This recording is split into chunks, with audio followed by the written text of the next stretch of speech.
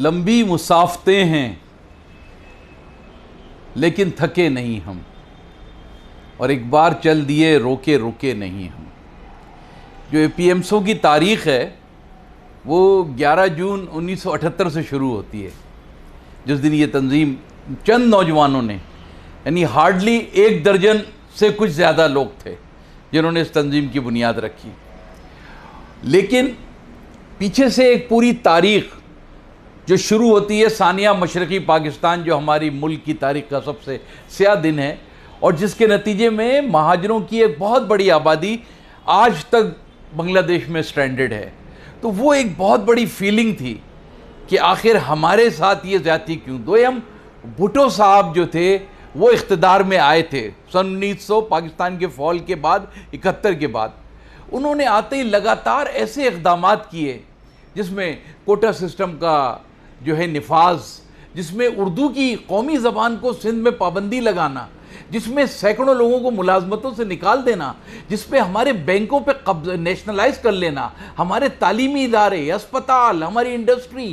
تو یہ اس طریقے سے کا ایک طوفان سا آ گیا تھا کہ جس کے تناظر میں ہم نوجوان اس سے شدید متاثر ہوئے، اور بالآخر ہم نے فیصلہ کیا کہ نوجوانوں کی ایک تنظیم بنائیں، اور اس طرح سے ہم نے آل پاکستان مہاجر اسٹوڈنٹ آرگنائزیشن کی بنیاد رکھی، جس میں الطاف حسین صاحب بھی تھے، عظیم احمد طارق بھی تھے، ایک محترمہ زریں مجید بھی تھی، زاہد حسین بھی تھے، عشرت عزیز بھی تھے، عارف بھاشانی بھی تھے، سید لیاقت علی بھی تھے، حسام جاوید بھی تھے۔ تو ہم لوگوں نے، اور 3 بنیادی کراچی یونیورسٹی کے علاوہ سندھ میڈیکل کالج، داؤد انجینئرنگ یونیورسٹی اور این ڈی یونیورسٹی، یہ ہمارے پروفیشنل کو، جہاں سے اے پی ایمسوں کا آغاز ہوا۔ تو اے پی ایمسوں کا آغاز تو بہت سوئفٹلی ہوا تھا اور بڑے اچھے اور نیک مقاصد کے لیے ہوا تھا، اور میں اس کا حصہ تھا۔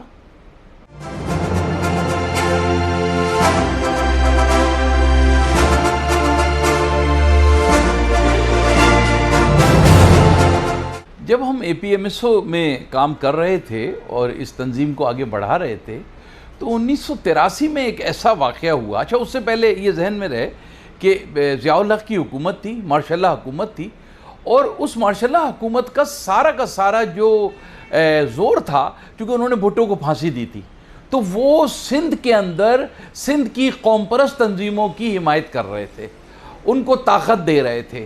تو اسی سلسلے میں وہاں سے سندھ کی انتہا پسند تنظیموں کو طاقت، جی ایم سید کو طاقت دی انہوں نے، اور یہاں پر انہوں نے جی ایم سید صاحب نے ایک ہاتھ پھیلایا الطاف حسین کی طرف کہ بھئی ہم لوگ مل کر، اور ایک نعرہ لگایا گیا کہ دھوتی نسوار کہاں سے آئی اور سندھی مہاجر بھائی بھائی۔ تو یہ نعروں کو ہم نے اے پی ایمسوں میں ہی محسوس کر لیا تھا کہ یہ آگے جا کے مہاجروں کے لیے اور ہماری قوم کے لیے، خود پاکستان کے اندر قوموں کے اتحاد کے لیے نقصان دہ ثابت ہوں گے۔ تو اس وقت 83 میں میرا پارٹی کے اندر رہتے ہوئے پہلا اختلاف ہوا ان کے ساتھ، اور ہم نے کہا کہ نہیں، ہمیں پاکستان کے ساتھ، فیڈریشن کے ساتھ اور پاکستان کی جملہ قوموں، ہمارا کسی سے لڑائی نہیں ہے، ہمارا سندھیوں سے بھی کوئی لڑائی نہیں ہے، لیکن ظاہر ہے کہ سندھ کے اندر جس صوبے میں ہم رہ رہے ہیں وہاں ہمارے معاشی مفادات کا یقیناً ٹکراؤ تھا، اور بالخصوص پیپلز پارٹی کے ساتھ جو صرف ایک لسانی، ایک نسلی جماعت بنی ہوئی تھی۔ تو اس وقت اختلاف ہوا، تو اس کے نتیجے میں 1984 میں، فروری 1984 میں ضیاء الحق کی حکومت نے طلبہ تنظیموں پر پابندی لگا دی، جس کے نتیجے میں ہم مجبور ہو گئے کہ مارچ 1984 کے اندر، تو چونکہ میرا فیکشن پہلے الگ ہو گیا تھا، اے پی ایمسوں کا میرا آرگنائزنگ کمیٹی تھی جس کا میں چیئرمین تھا، الطاف حسین صاحب کی سینٹرل کمیٹی تھی جس کے وہ چیئرمین تھے، تو میں نے 13 مارچ 1984 کو مہاجر اتحاد تحریک قیام کا اعلان کیا، اور رد عمل میں جواب میں 18 مارچ کو 5 روز کے بعد الطاف حسین کے فیکشن نے مہاجر قومی موومنٹ بنا لی۔ اس طرح یہ 2 تنظیمیں جو ہے وہ وجود میں آئیں۔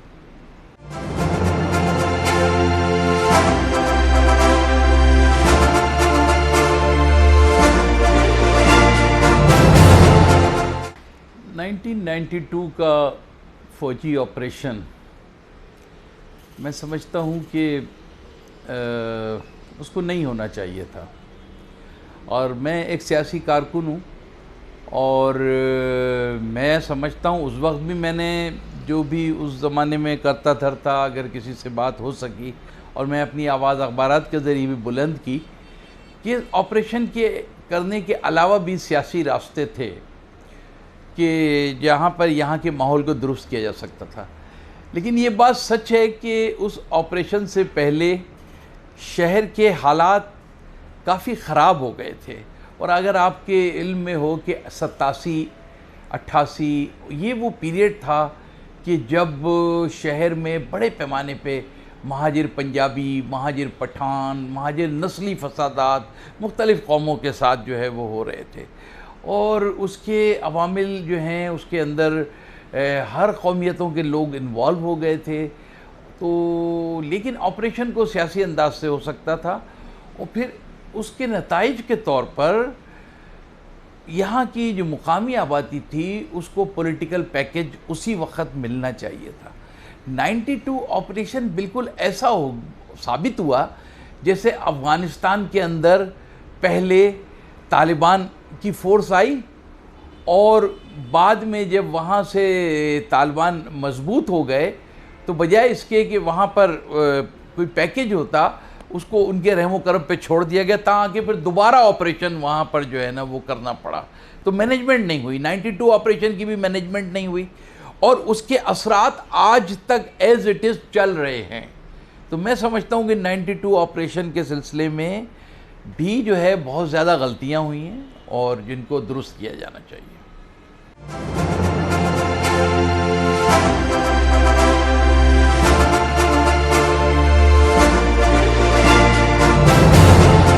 دیکھیے جناب، یہ ابھی میں نے بھی چند دن پہلے ایک پوری کسی چینل کے حوالے سے یہ گفتگو سنی اور مجھے بڑی حیرت ہوئی.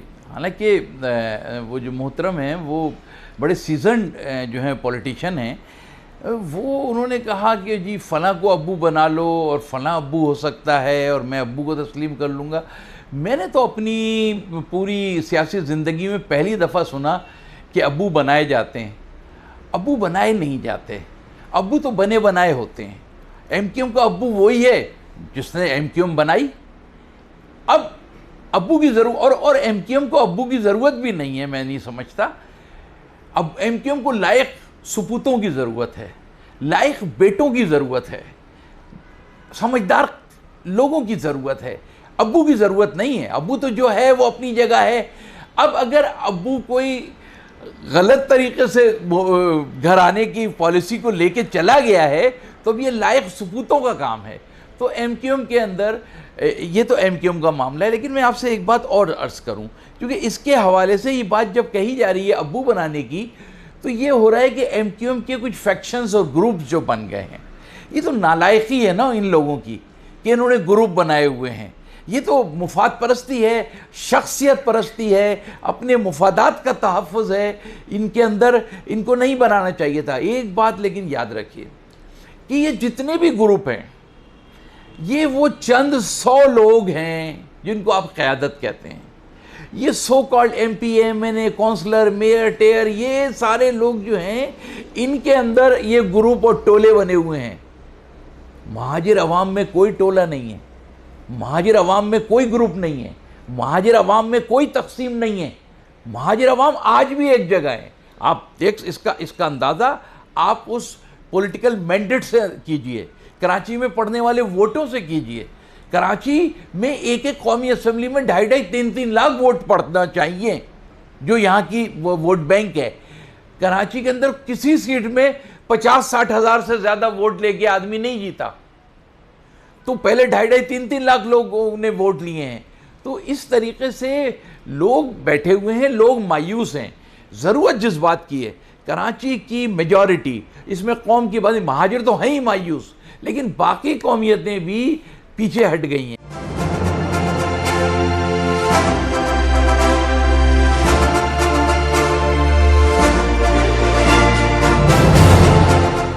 اس لیے کہ کراچی کے ساتھ زیادتی ہو رہی ہے. تو ضرورت اس بات کی ہے کراچی کو ایک جینون، پڑھی لکھی، باصلاحیت، آزمودہ اور جو بالکل ٹرینڈ لوگ ہوں. اس وقت کراچی کے مسائل بہت گمبھیر ہو گئے ہیں. ہم صوبائی اختیارات، صوبائی تسلط اور وفاقی جو ہمارے ساتھ جو ہے وہ بے اعتنائی جو ہے، اور وفاق یہاں پر جو ہے وہ حصہ نہیں لے رہا، یہاں کے معاملات میں انٹرسٹ نہیں لے رہا، اس کی وجہ سے بڑے معاملات گنجلگ ہو گئے ہیں۔ تو ایک اسٹیٹسمین لیڈرشپ کی ضرورت ہے کراچی کی، جو یہاں کی آبادی کے جذبات کو بھی سمجھتی ہو، اور پاکستان کے وفاق کے اور صوبائی معاملات میں جو پاک ضروریات ہیں اس کو دونوں کو مڈل کر سکے، ان کو مینج کر سکے اور درمیان کا راستہ نکال سکے۔ دیکھیے، ہم بالکل ہر سینئر لوگوں کو اپنے آنے والوں سے اچھی امید ہوتی ہے، اور پھر ہم تو وہ لوگ ہیں، وہ قوم ہے جنہوں نے پورے بر صغیر کے اندر، ہم ایک ایسی قوم کے لوگ ہیں جو بر صغیر کی سب سے بڑی لسانی اکثریت ہے۔ تو ہم لوگ تو ایک آفاقیت پہ یقین رکھتے ہیں، ہم لوگ تو ایک اجتماعیت پہ یقین رکھتے ہیں، ہم تو ایک پین اسلامزم پہ یقین رکھتے ہیں، ہم تو ایک پاکستانیت پہ یقین رکھتے ہیں، ہم ہی تو اس پاکستان کا سیمنٹ ہے۔ تو ہم تو میسج ہمارا یہ ہے کہ آگے ہمارے بعد ہمارے نوجوانوں کو یہ قیادت سنبھالنی ہے۔ اس شہر کے اندر جو مسائل کھڑے ہو گئے ہیں ان کے لیے ہم ان کی ایجوکیشن کر رہے ہیں اور کریں گے، ان کو تربیت دیں گے کیسے انہیں ان نارمز کے ساتھ چلنا ہے۔ میں تو یہ میسج دیتا ہوں، میں اکثر کہتا ہوں کہ ہم ہی ہیں چراغ آخر شب، ہم ہی ہیں چراغ آخر شب، ہمارے بعد اندھیرا نہیں اجالا ہوگا انشاءاللہ۔